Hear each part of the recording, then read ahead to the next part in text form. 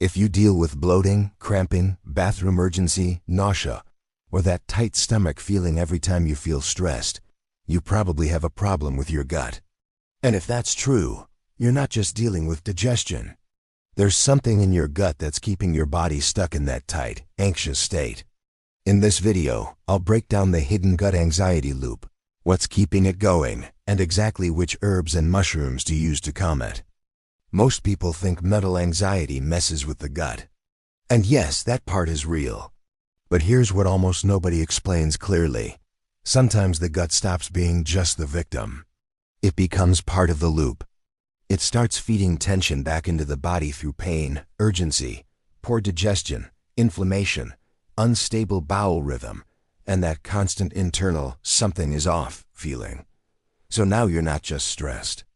You're stressed, reactive, uncomfortable, and hyper-aware of your own body. That brings anxiety. Now, before we go deeper, here's one solution almost no one uses the right way. A mushroom most people know as lion's mane.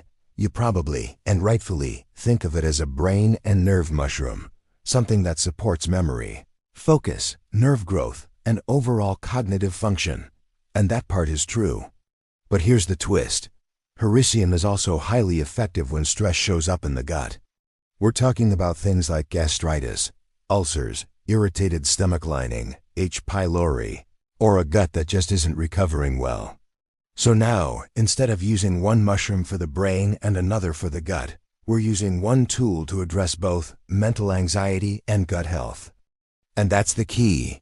What looks like two separate problems is often the same process affecting both your brain and your gut. This is why a lot of people with EBs don't just talk about their stomach. They talk about their whole day, the unpredictable bowel rhythm, the cramping, the bloating, gas, nausea, fatigue, mucus, sleep issues, tension, even the dread before going out is part of the symptoms. The feeling that the body is just never fully settled, and that's not random. That full body experience? That's exactly how EBS is defined in the research. And here's where it gets even more interesting. Not every gut anxiety connection is the same. There are different types. Some people have a wired, spastic gut. Some have an irritated, inflamed gut. Some have a slow, stuck, overloaded gut. And some have a microbiome and immune dynamic sitting underneath all of it.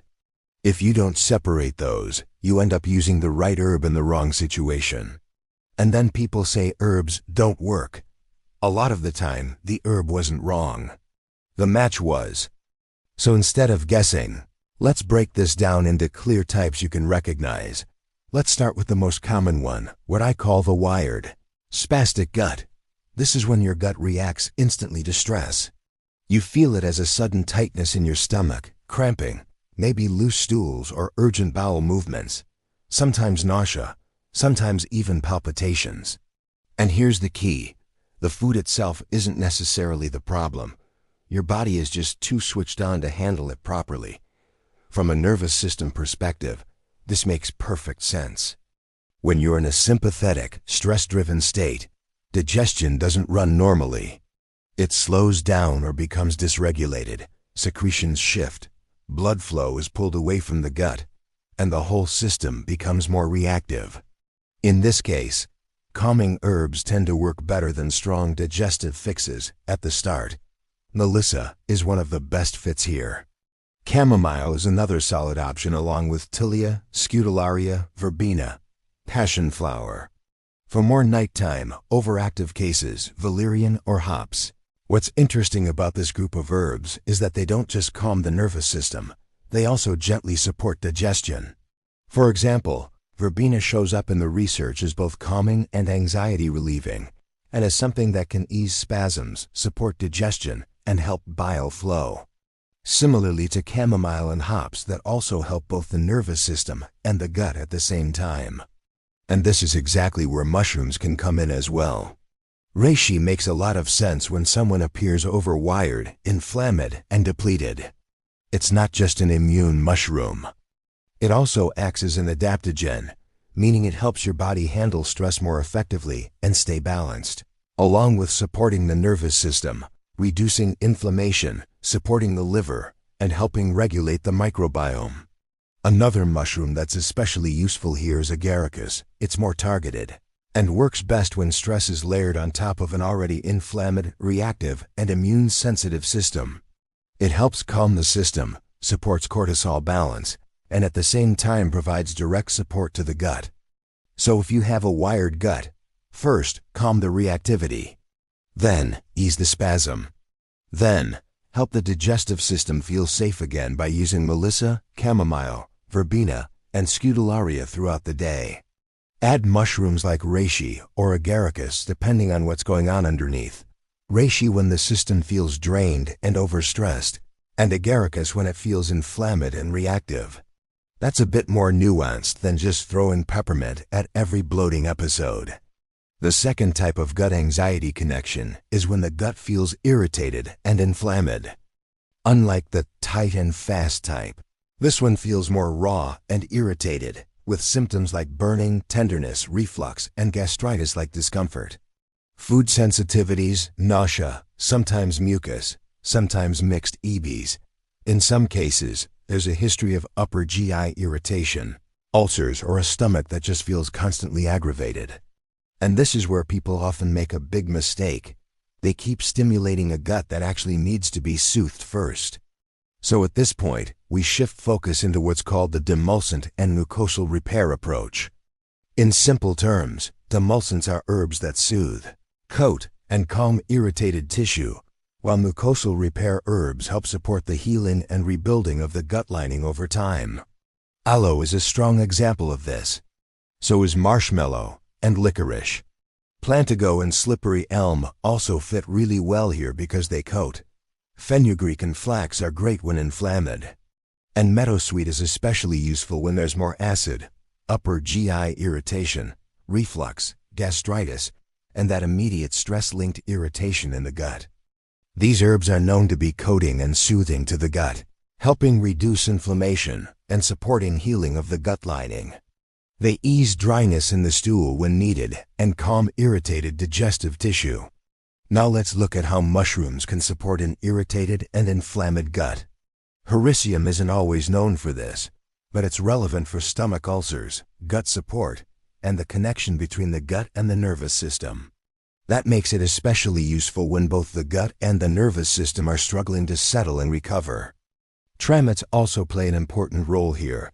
They support prebiotic activity, help shift the microbiome in a healthier direction, encourage beneficial bacteria, reduce inflammatory activity in the gut, and may even support intestinal cell regeneration. And Reishi becomes particularly relevant when stress and inflammation are clearly overlapping. So when the gut feels inflamed, sensitive, or stripped down, the approach changes completely. First you soothe and coat. Then you calm irritation. Then you support repair and regulation. In practice, start with gentle, soothing herbs like aloe, marshmallow, licorice, plantago, or meadowsweet. If you need to also support the gut-nerve connection, you bring in Hericium.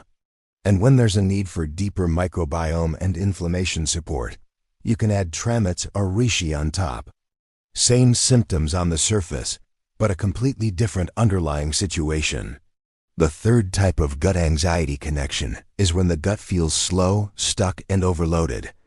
A lot of people actually miss this one because it doesn't always feel intense or obvious. It's that slow, heavy gut feeling when you ate hours ago but still feel full, when every meal leads to bloating. Or that constipated, sluggish, foggy, stuck feeling in the gut. In this case, anxiety doesn't feel like panic or racing thoughts. Instead, it shows up more as internal pressure, heaviness, irritability, low mood, mental fog, and a body that feels stuck and not moving well. This is where bitter herbs come in that help stimulate saliva, stomach acid, digestive enzymes, gut movement, bile flow, and overall liver function. This is herbs like artichoke, dandelion root, curcuma, Schisandra, coptis, olive leaf, bacopa, and gentian. In some cases, even hops or verbena. If there's also a lot of gas or stagnation, you can layer in ginger, rosemary, mint, angelica, or chamomile on top. And if constipation is part of the picture, then then adding bulk and soothing support like psyllium, flax, marshmallow, or aloe can also help, not as the main solution, but as part of the broader approach. This is also where reishi and agaricus come in, but for different reasons. Reishi tends to fit when someone feels run down overall, inflamed, stressed, and just not recovering well. Agaricus is more useful when you also have bloating, digestive weakness, sugar cravings, immune sensitivity, or a more reactive inflammatory state, because it's a great mushroom for gut support, reduced bloating, stress regulation, and lower inflammatory activity in the digestive system. In these cases, the focus shifts away from stimulating the system. It becomes more about helping things move again, supporting bile flow, and reducing that backed-up feeling, and only then does the mind usually start to feel lighter too. Because a lot of what feels like emotional heaviness, irritability, or mental fatigue isn't always coming from the mind itself.